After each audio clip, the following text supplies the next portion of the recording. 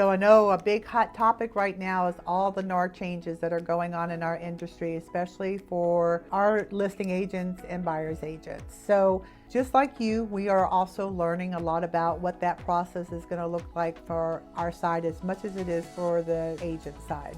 So a couple of things to remember is that if you are a buyer and you are looking at a particular house, you may have some obligation to continue to pay your buyer's agent for the work that they're going to invest in showing you properties. There could be an obligation and a responsibility on your side that you haven't seen before, and that's going to be to pay the buyer's broker agreement that you're going to sign when you go out and start looking at properties. On the listing side, the listing agent is going to be talking to the seller as far as whether or not they're willing to continue, because I say that the way I said it, because the seller has really always paid both sides of the transaction. It was always included in the purchase price. Again, we go back to that net price, what that seller wants to walk away with.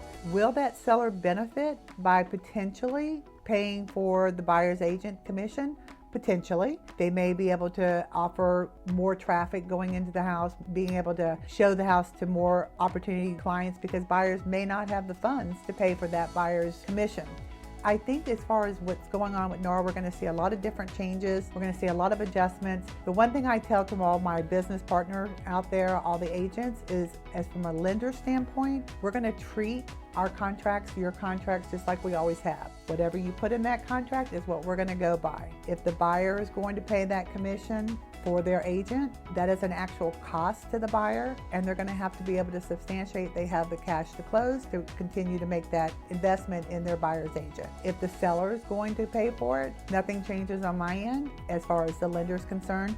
So if you have a question, the best advice I can give you when you get that pre-approval or when you're getting a pre-approval, pick up the phone, talk to your lender, and let's make sure that we know what we're getting to, because we want to make sure from your standpoint as the buyer that you understand clearly if the seller is not going to contribute towards that. It is a cost to you.